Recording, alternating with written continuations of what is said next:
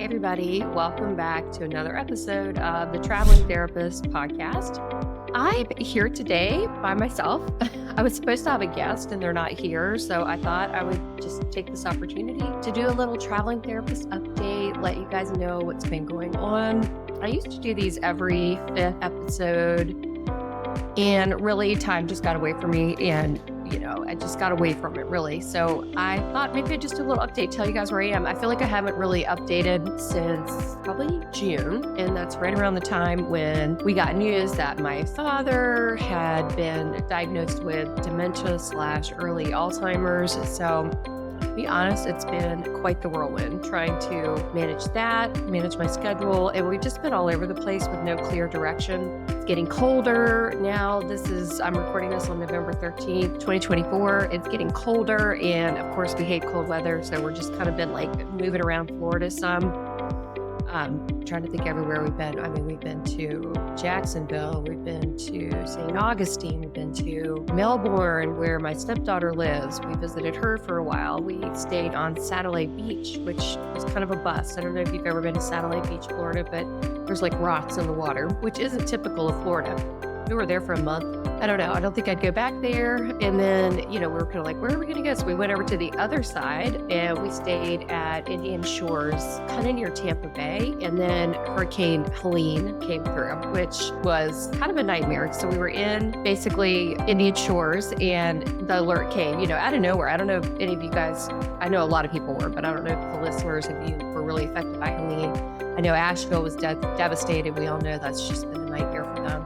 But we were on the coast in this like barrier island, Reddington Shores, or North Reddington Beach really is what it was. And, about 3 days out, all of a sudden the storm off the coast is developing into this terrible hurricane. We were like, oh my gosh. So as you know, I live in Airbnbs. So luckily we didn't have any property to worry about, but we were booked up in this Airbnb for a couple of weeks and we messaged the owner and we said, do you think we need to be worried? We can't decide if we should leave or not. And he was like, we've never had any trouble. I really wouldn't worry about it too much. We're like, okay, but they're calling for like a 6 to 8 foot storm surge, and we are under sea level, essentially where this house was. Basically, I mean, it's a little strip of land. If you guys have ever seen these barrier islands in Florida, in the Gulf Coast of Florida, it's just these little barrier islands. So there's no way out, right, if the water comes. So we finally, at the last minute, decided we're just not going to stay here. So we just got in the car and we drove the day before the storm hit, and it was kind of a nightmare. Gas stations had long lines. There were tons of people on the interstate.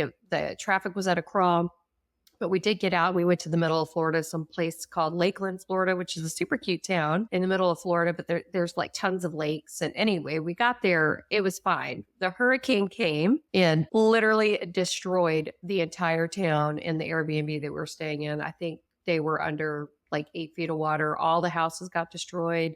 We were watching the news and we were like, oh my gosh, we just ate dinner there yesterday. Or that's the beach we were sitting on 2 days ago. Everything was destroyed. I'm sure you guys probably saw the news footage around all of that. So we got out of there, thank goodness. And then I was set to leave for Greece, a trip in Greece for like 2.5 weeks with my mom right after that. So we got to Lakeland. I had to leave. Ken was still in Lakeland. And then he decided to go to the other side of Florida after I left, and then got hit again by Milton over there where tornadoes were touching down, and he couldn't even find a hotel room. So he basically drove all night north until he finally found an Airbnb that would let him come in the middle of the night, really, which was super nice of them. Nomad life, right? And then living in Florida and then these storms, it was pretty bad. And I know you guys have seen Asheville, which my heart really goes out to them because they've lost everything there.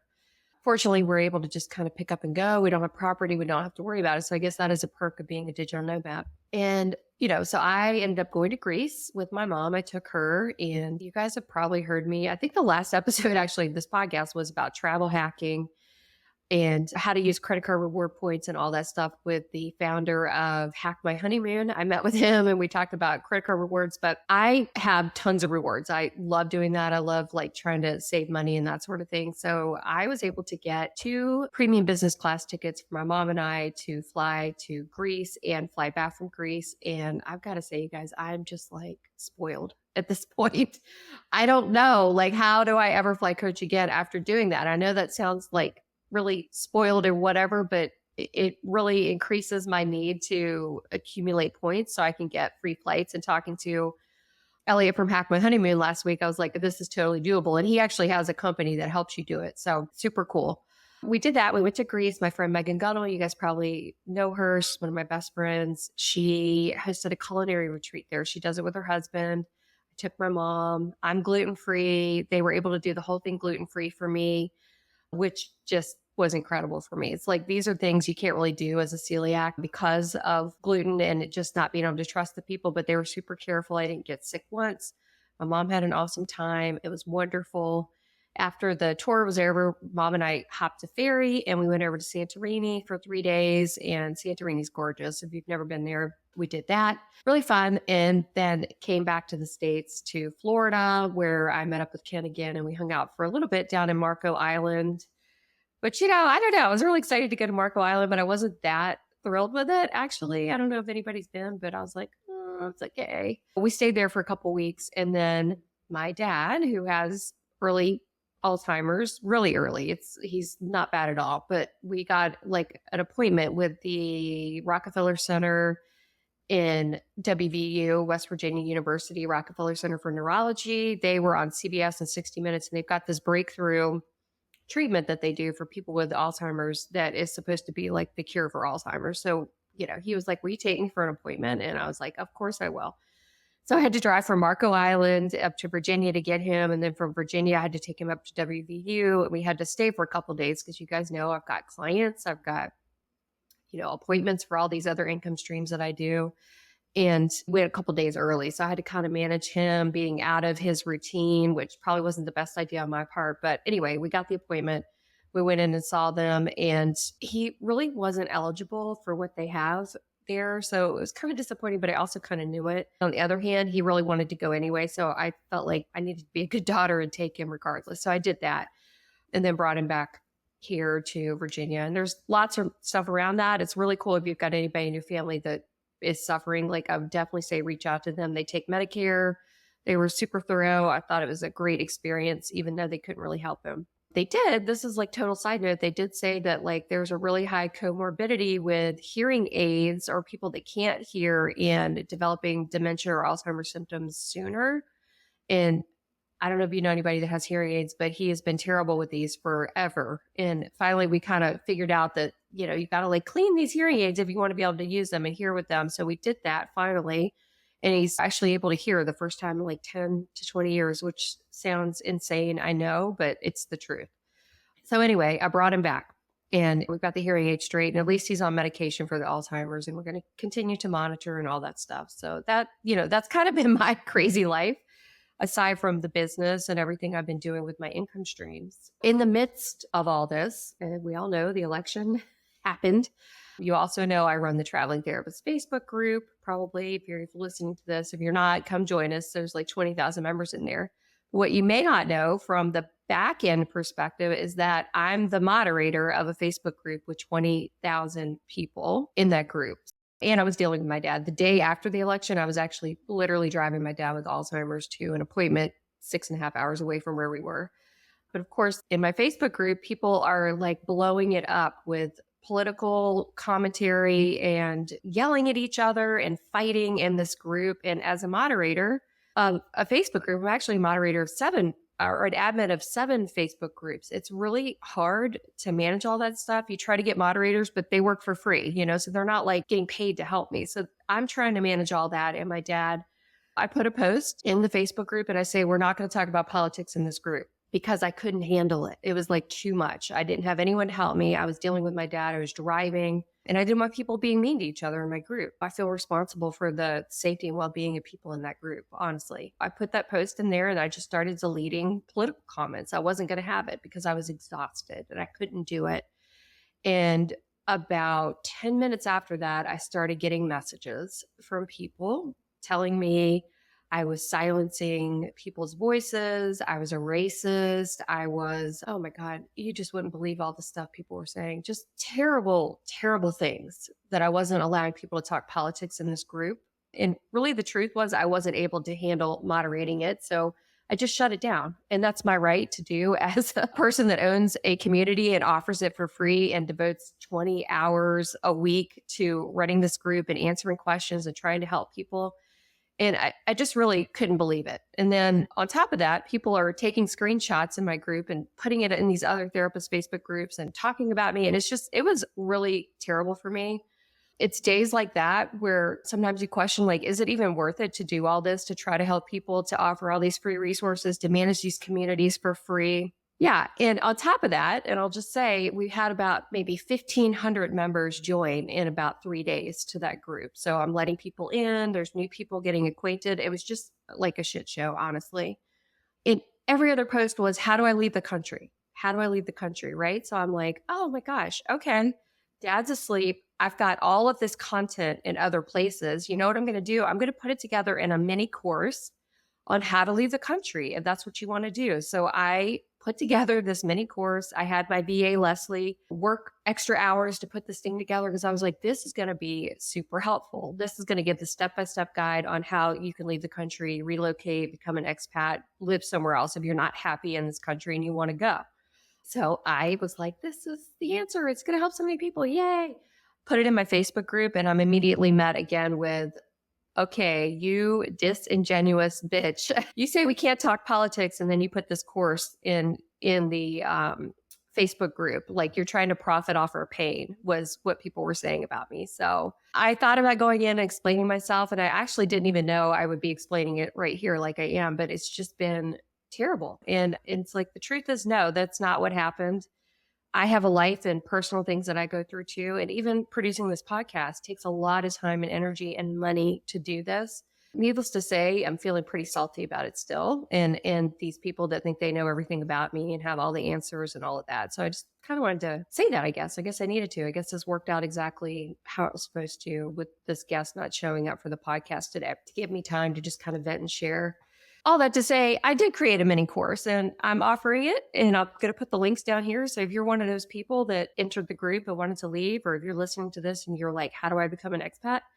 I put together a really cool mini course for you to help walk you through that. And I'll put the link down here for you. And, don't send me your emails. Don't send me your messages about it. I don't care. I'm doing all of this from an authentic place, and, I've got a lot going on too. So anyway, just wanted to say that. And, talk about maybe now what's in the future, what's coming up. We have no plans for where we're going to be. Of course, we did have a big plan, and I've talked about it on here, about to go do the southern islands in Europe, like start over in Turkey at some of the islands down there and kind of work our way over to the Canary Islands through, the Greek islands and the Italian islands and France and all of that, through those islands all the way over to the Canaries. That's sort of one of my dreams. It got halted this year because Ken's dad has got health issues. My dad's got health issues. So we put that on pause, but I still got that dream for sure. And we literally have no plan where we're going to be right now. All we know is that we still want to be nomads. We can't even think of a place where we'd like to just settle down and live for a while. Ken is like not working right now. He finished a contract a while back, and he works on contract basis with different companies as an IT professional, a data architect, actually. And he took a little break. He's like doing stock market stuff and sort of early semi-retirement, which is super cool for him. But we got our elderly aging parents, and I know some of you guys can relate to that. So we're staying kind of close to the East Coast for right now, and who knows where we'll be later, starting maybe April and May when it starts to warm up in other parts of the country. Still want to hit, Banff and Glacier National Park and all that up there. We still haven't been all the way north up there, so we might find ourselves up there. Yeah, so that's really what's been going on. Not too exciting, but just, a lot of interesting things have developed in my life with managing these Facebook groups. A lot of people message me and they want to know about my passive income streams, the 15 income streams, and how do I manage all that. And the truth is, it's really not easy all the time to manage this. I ended up hiring a new online business manager. Her name's Christina. She's amazing. She's helping me kind of like take a lot of stuff off my plate that I was trying to manage on my own. So I'm really grateful for her. I have 2 virtual assistants now. I have a podcast editor. So I have a lot of people in the background helping me run this stuff. And I'm actually at my sister's right now, and I was talking to her about that and just saying, like, gosh, I never thought I'd be in a place where one, I'd have all these income streams, and two, I'd like have employees like working for me and trying to help me with this. And she said a really smart thing. She's like, that's the only way you scale up in your business is to keep bringing on people to help you so you can do more, put more content out there, help more people, make more money, have more freedom, all of that. So that's where I am right now. I'm really in this place of trying to, one, get comfortable with letting go of the need to control everything, because it's really hard when you own your own business. And y'all probably know this if you're like group practice owners, or even if you have multiple income streams, it's hard not to have my hand in everything. I'm really trying to learn a lesson around that, just like to trust these people that I've hired to do a good job, to make sure I'm training them really well, and let them do their job, so that me feeling that need to be a micromanager in there all the time. So I'm trying to work on that, but it's really hard to step out of it and let people do things. And there's mistakes that are made, and trying to just realize I don't have to be perfect in all of this. And I can continue to help people and make mistakes. Like, I sent out an email recently that it was a nightmare kind of, and I'll just share the story with you because this stuff happens and I want y'all to know it too if you're going to do multiple income streams. I recorded a video for Berries, and I'll talk about Berries too. I want to tell you guys about them. That's one of my partners. I recorded a video for them, a training video, and I was like, perfect. And I put it up on YouTube, and then I was rushing to an appointment or somewhere, probably with my dad doing something. And I put up the unedited version on YouTube. So it was a lot of me just like saying, and staring at myself and trying to find where I was and what I wanted to say and looking around on the video. It was just terrible. It was a huge mess. And I put that on YouTube instead of the edited version that I did. And I think I sent out an email, and I think like 150 people actually went and watched that video before I even realized it was the wrong one. Super embarrassing. And I was freaking out to my boyfriend, and he's like, what is wrong with you? Like, who cares? I mean, nobody cares. And I'm like, yeah, you're right. You're right. Nobody cares. So I went and took that one down, put up the right one, sent out another email and said, sorry, embarrassing. That is the wrong link. But yeah, so those things happen. And I'm really, really trying to embrace that stuff and be authentic about it, and even share it with you all in case you're kind of going down this journey of multiple income streams and trying to create products and content and all that. It's okay. So that's been my lesson too recently. So Berries, I want to tell you guys about Berries. Berries is an AI progress note platform that I am their clinical consultant. They hired me to help them build this out for therapists. So it's like perfect. Every couple of weeks, they're coming out with new features that I'm able to consult on, which is so cool for me. I just love that aspect of it because I'm so creative with ideas. And I love having this like tech company that can just take my idea and like put it into a platform. I love it. And that's Berries. It's BERRIES.ICU/therapist is the website if you want to go. We'll put it down below in the show notes too.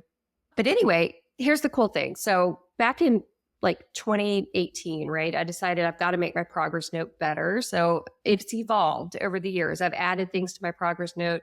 Being an insurance-based provider, I have access to, each of the insurance companies. They have these documentation standards. So over the years, since probably I think 2020 was the last time I really updated my note, I added all these components in that I knew met medical necessity, that I knew would pass an audit.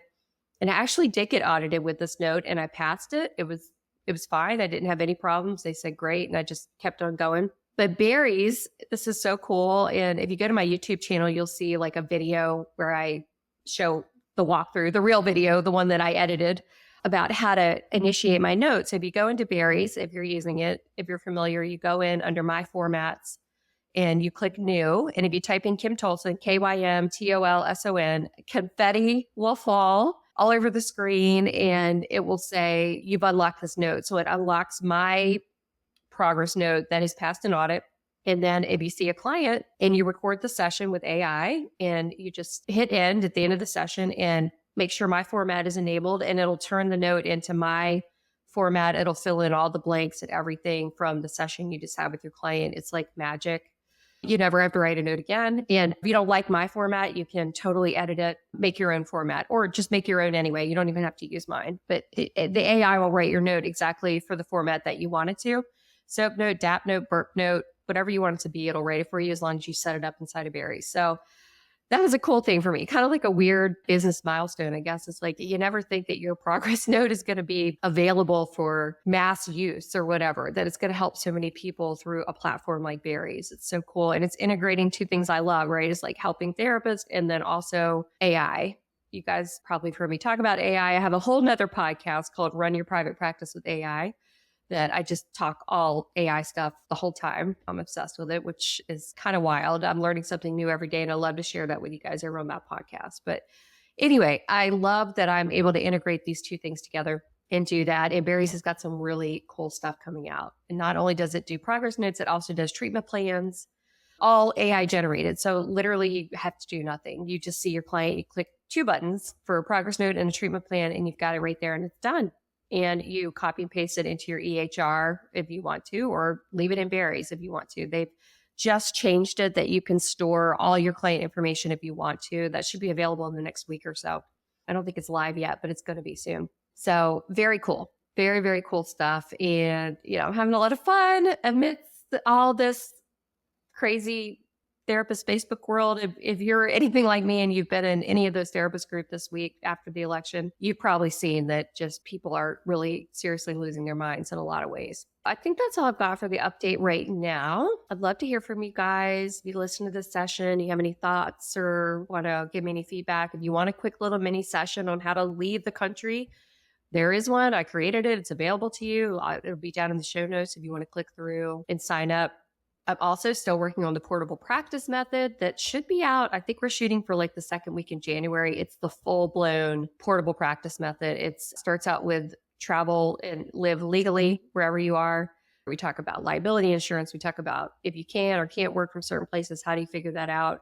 We talk about taxes, everything over there. And then the second module is building multiple income streams, building ways to bring passive income into your business so you don't have to rely on this one-to-one model. I've got tons of content in there around how to build courses, group practices, intensives, anything that you can think of that would give you more time and freedom and more money to be able to live your life as a traveling therapist. It's in this module. And then the last module is how to live successfully as a traveling therapist and not totally burn out. So it's things like Wi-Fi and health insurance, visas, money management, all of that is in that lifestyle piece of it so you don't burn out. Exercise, like little tips and tricks like I do, like ClassPass. I'm a member of ClassPass, so I can go to any yoga class anywhere in the world pretty much if I want to through my ClassPass.